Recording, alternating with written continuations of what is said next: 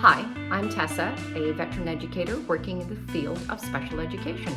And I'm Kim, mom of two autistic boys and a late diagnosed autistic person myself. And welcome to Totally Over the Spectrum, where we dive into embracing autism through understanding and support. Hi, and welcome to episode 22, where we're talking about, the question for today is, why are so many autistic people anxious? That's a good question. There is a lot of data out there and research out there to support this conversation that we're going to have. And of course, my top two countries to go to for all of this information, because they're at least a good decade ahead of us here in Canada, is the UK and Australia. So a lot of my data is going to be coming from the the National Autistic Society in the UK. So I'm going to get you started on your list and, push those boundaries maybe a little bit today. No, I don't think you are. Thank you very much. So the percentages that I came across in my research were that about 40 to 50% of autistic individuals experience significant levels of anxiety. So I'd like to talk about why is it so common in autistic people, and then what are some strategies to cope with the anxiety.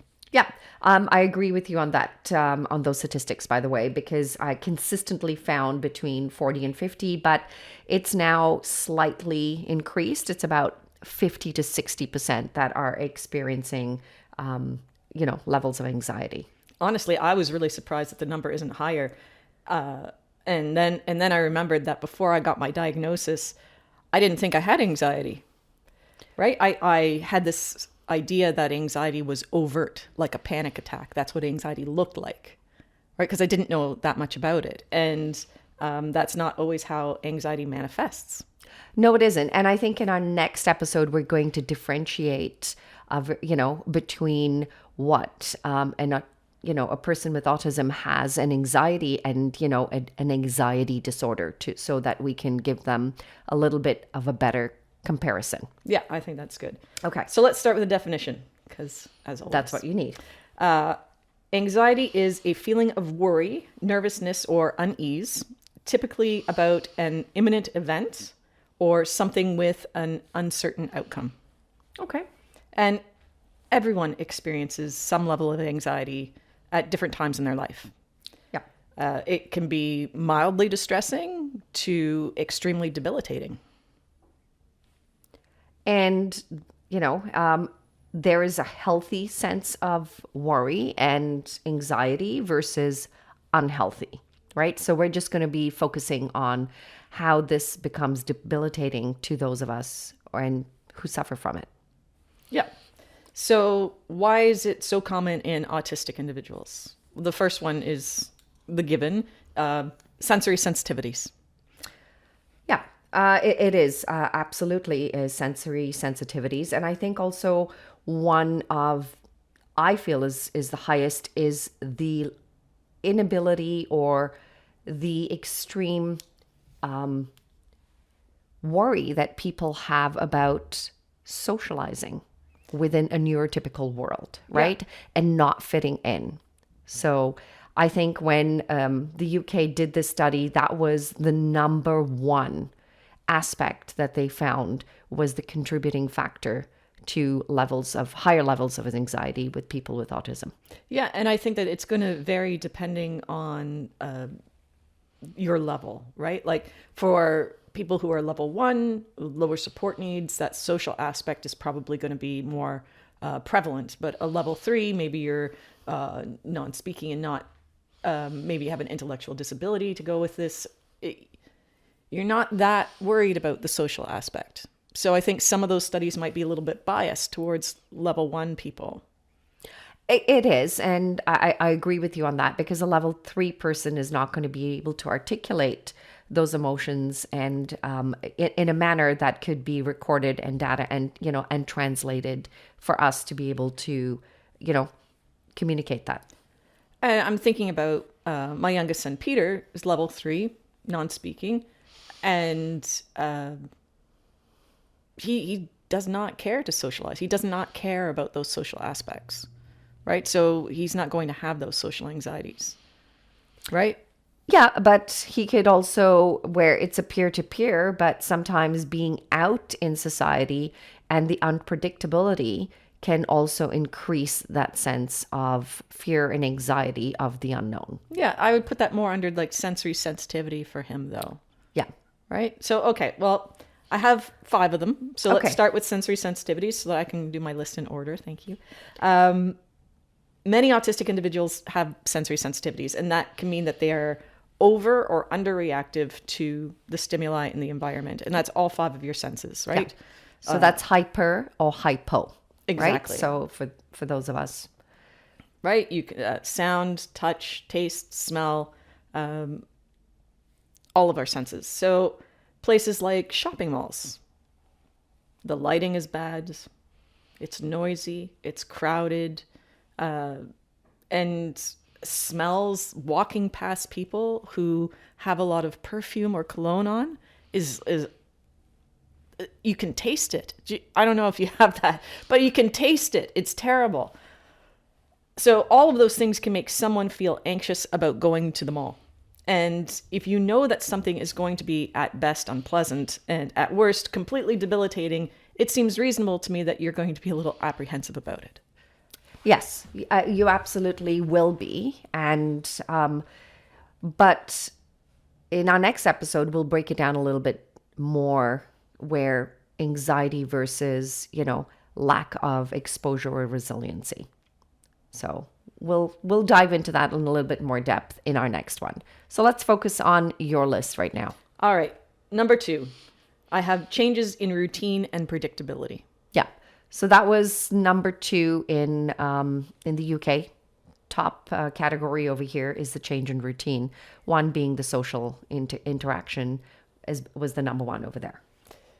Routine can be a really crucial part of how autistic individuals navigate day-to-day life, right? So change for some people can trigger a sense of loss of control, which can lead to anxiety. Change is difficult for me because now I have to think about all the small changes that come along with the big change, right? I get really hung up on details and I really stress about details. So if we always meet on Saturday mornings, and then you change that at the last minute, that is going to be very anxiety inducing for me.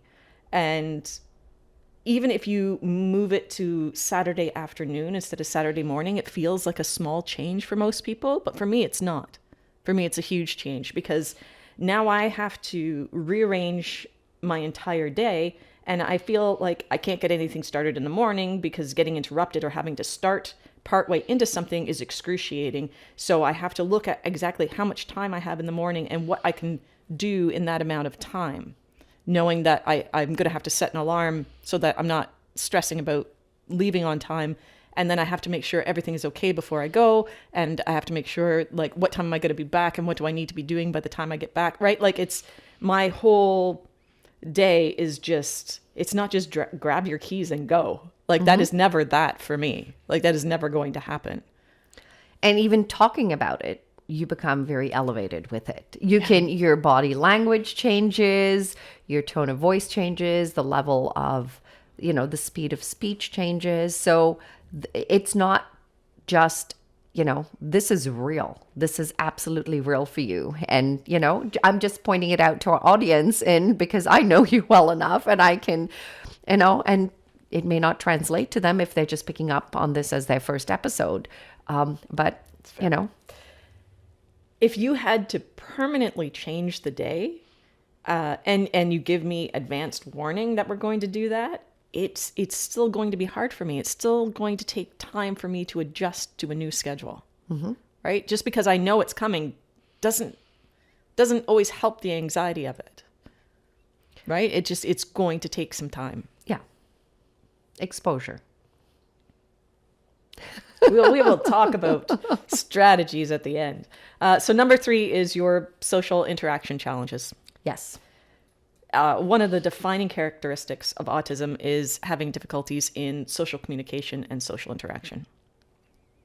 Which I think where we just discussed is in the UK, they find that as their number one. And I think you're right that they're targeting more their level one and level twos in regards to that. But it's still in the top three, and they're all very closely linked.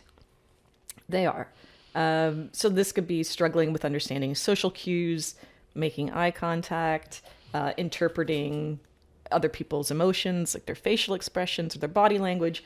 And it could also be because social interactions can feel unpredictable and or even threatening.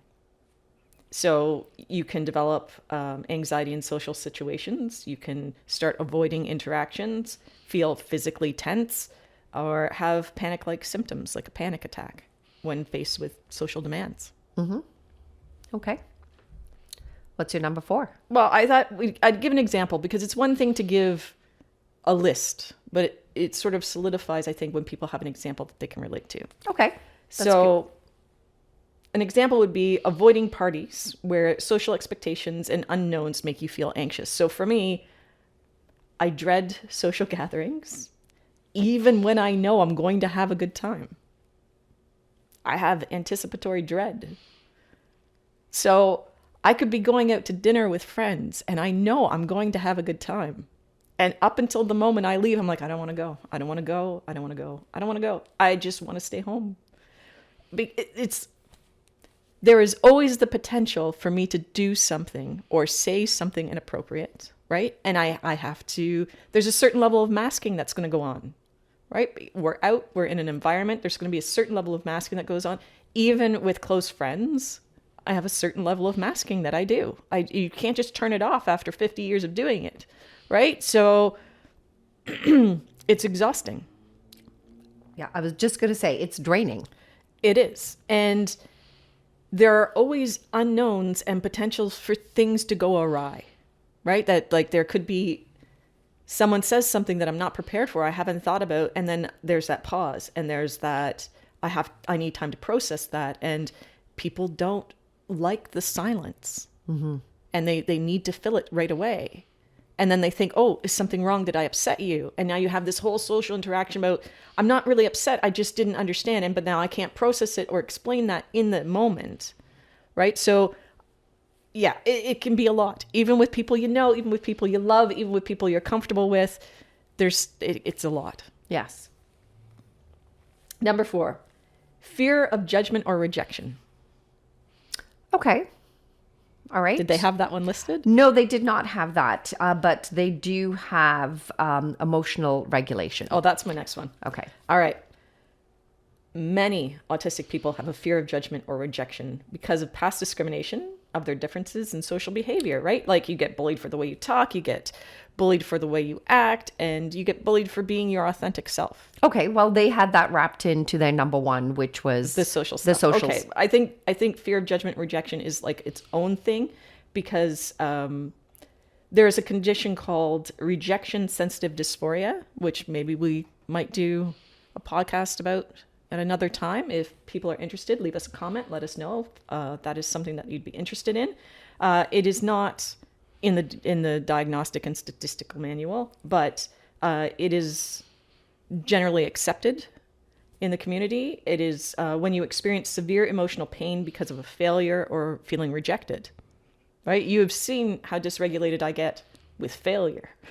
Yes, I have. First-hand experience. Yes. Yeah, it's rough. It is rough. And I'm working on it. I'm working of letting go of that perfectionism, but it is a journey. It is hard and it is a journey. And you can't just go, oh, it's fine. No, I love that people can do that. I can't do that.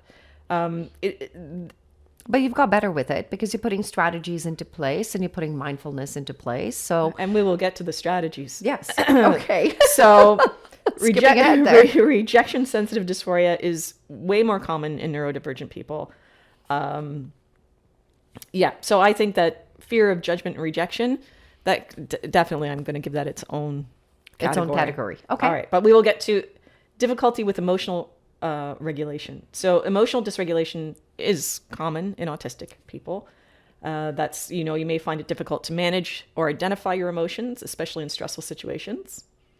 And anxiety can make that feel even more overwhelming. Yeah. And I think everything becomes, when you are neurodivergent, all of those all of those senses are heightened, right? They are, fine tuned, as so therefore take this and amplify it, right? And that is what it feels like on a everyday basis. Am I correct? You've got it. Okay. Yeah. We talk about meltdowns, shutdowns, and burnout in episode 13, so I'll put a link to that. I become completely dysregulated when there are more than 3 demands at any one time. That's it. That's my limit. 2 is bad, but 3 is like, that's it. Broken. Can't do it. So you can imagine, say, I'm cooking dinner, and then someone comes to talk to me, and then the phone rings. Done. Everything has to stop. Everybody has to go away. Leave me alone. Let me prioritize and get back on track and figure out what's going on. Like, I can't do it. Okay. And that is not going to get better with practice. That is simply my tolerance level. I know you think everything can be stretched. There are certain things that cannot be stretched. They can. can't. There's always a silver lining. Hey, I'm an optimist. I know, but I'm going to tell you now that I can't do 3 things. I can't do it. My brain shuts down. It is incapable. I cannot learn to do that. Like, that's not going to happen for me. Okay. I'm going to think of some examples, and I'm going to come back to you on situations where I know you have done at least 3 things. At the same time? At the same time. Not without masking how bad it is. There's no way. I'm pretty sure. Even if it's been violently ill on the floor. You laugh like that's okay. It really isn't okay to dysregulate me like that. All right, let's talk about some strategies. Okay. Every autistic individual is different. So strategies are not going to work for everyone. And you really need to understand the person and use trial and error to see what works for you. Okay. So some of the go-to strategies out there is CBT, cognitive behavior therapy, which brings in to the forefront a lot of mindfulness, right? So when you bring mindfulness to the forefront, it really does help reduce a lot of the symptoms across the board, right? So it is a great strategy for any aspect of anxiety that you might be wanting to deal with. I have mindfulness down under relaxation techniques, which is a little bit lower down my list, but I'm going to jump around for you. So mindfulness is the practice of paying attention to the present moment with awareness and without judgment. Because autistic individuals can have difficulty with abstract concepts.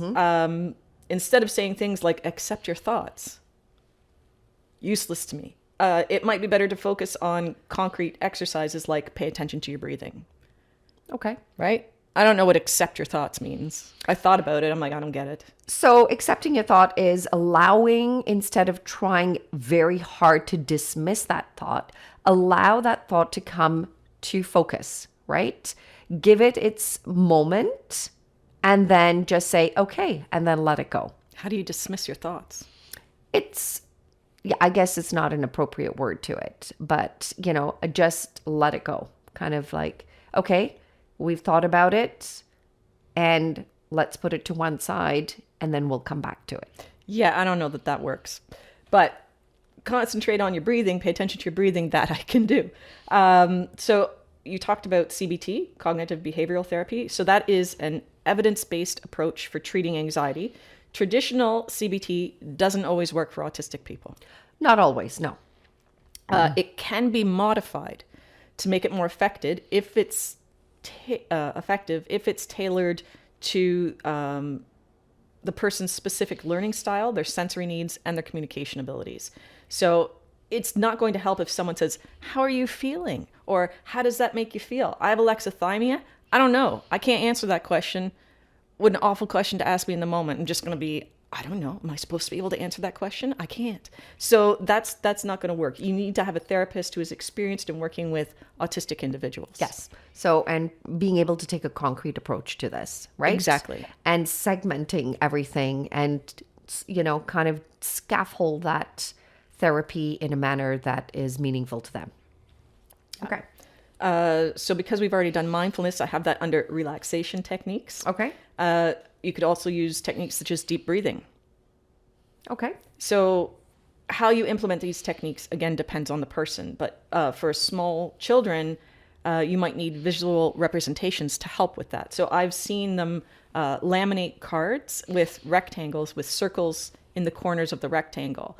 And the child puts their finger on the circle and breathes in on the short line and breathes out on the long line, right? Till you get, Yep. But you pause on the circle. So you breathe in, hold it, breathe out, hold it, breathe in, hold it, right? And they trace that rectangle as they do that.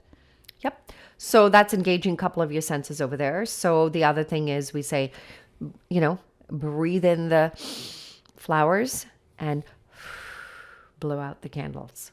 Right. So that is another strategy. If you do not have the triangle that you can, easily take with you. So this is a strategy that you can take with you pretty much anywhere you go. Right.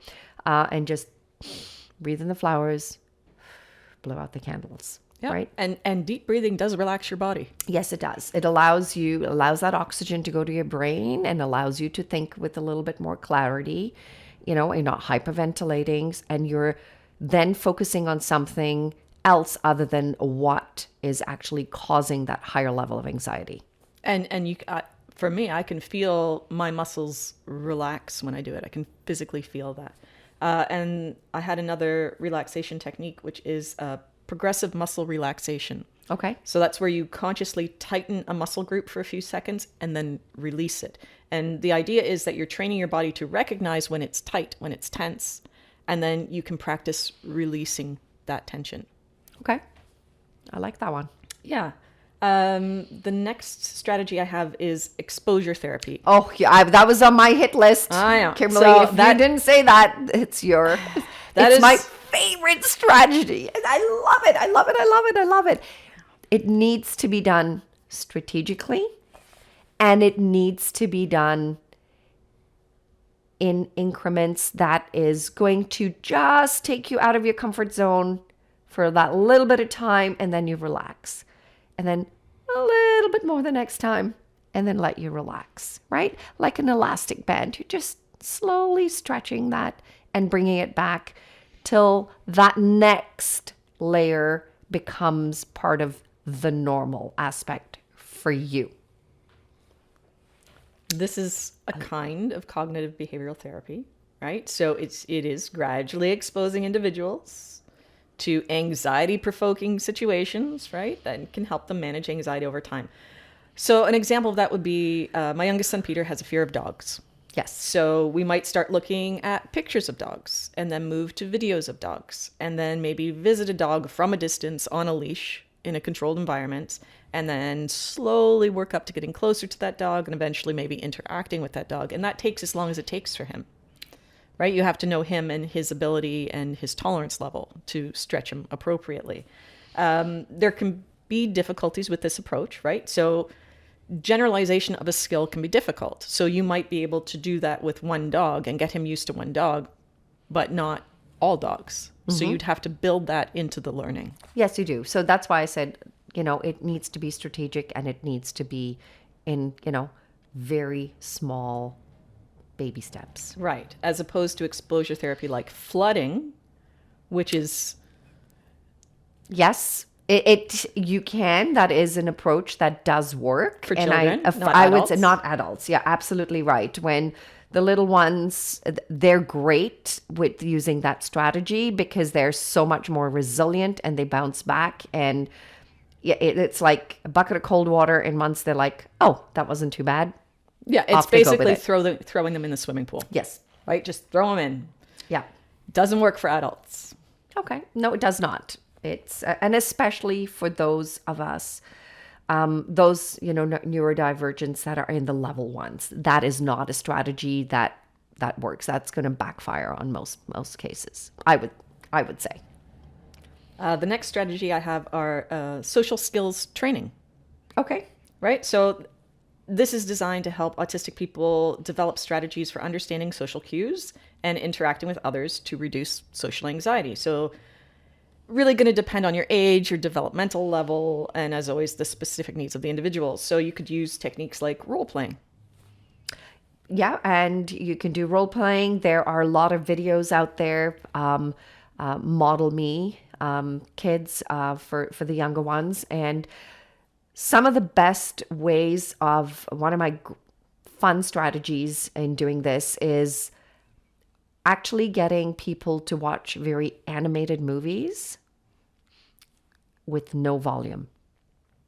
Oh, that's interesting. So the speech goes off because I want you to focus on the facial cues. I want you to focus on the body language.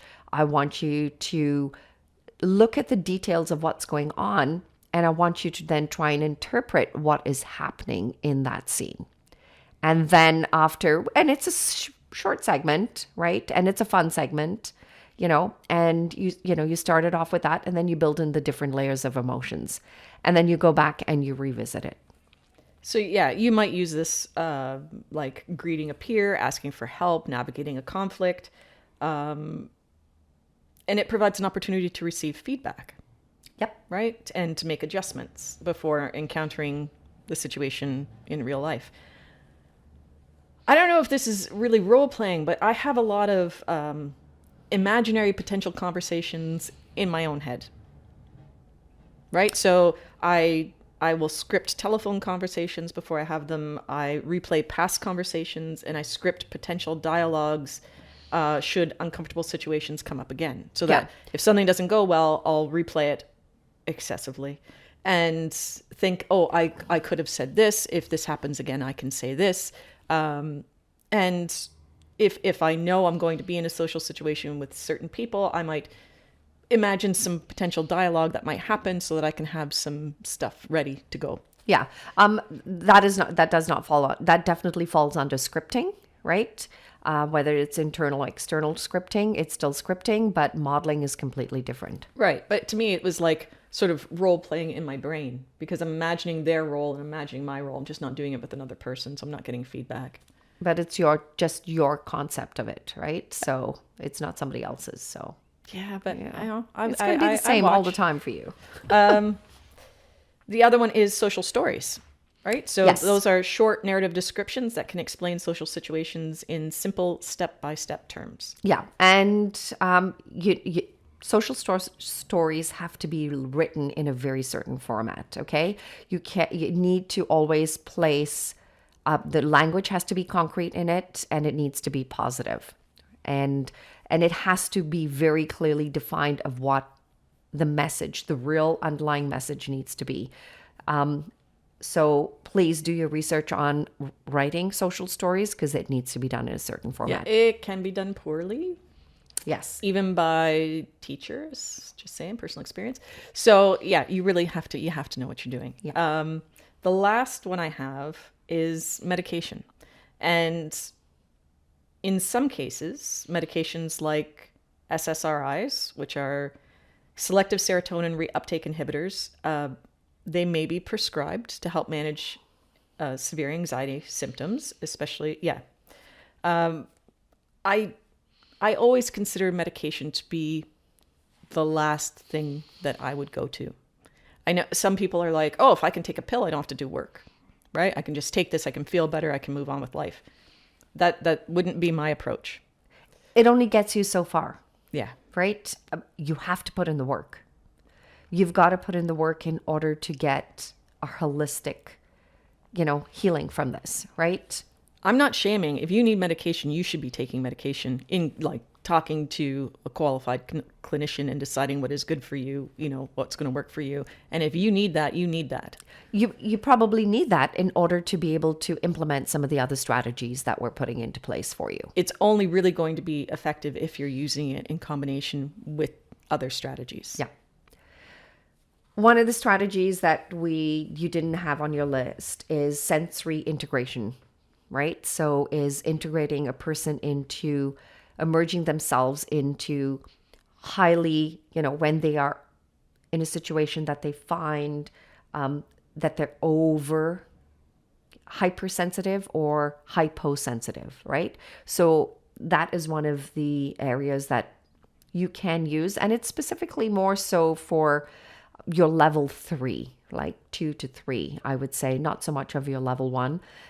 But exposure there, integration is also really good as well as one of the strategies. How is that different from exposure therapy?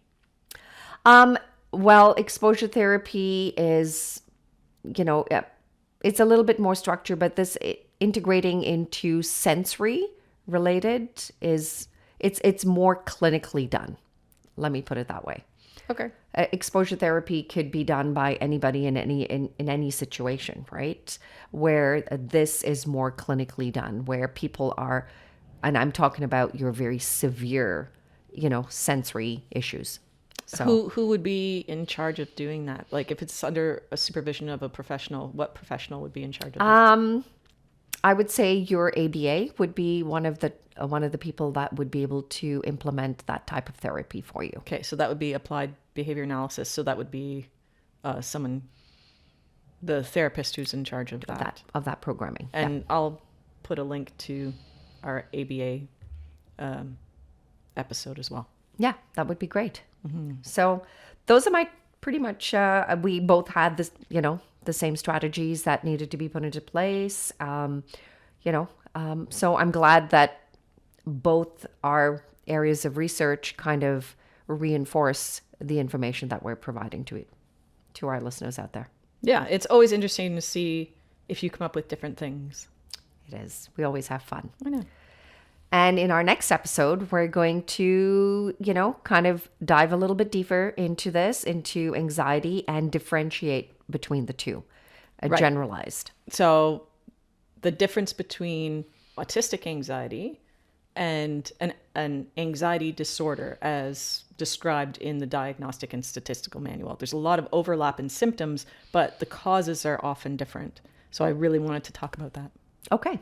And until our next episode, have a great day. And we'll see you then. Thanks for tuning in. If you know someone who might find this episode helpful, feel free to share. Also, check out our website and socials linked in the description.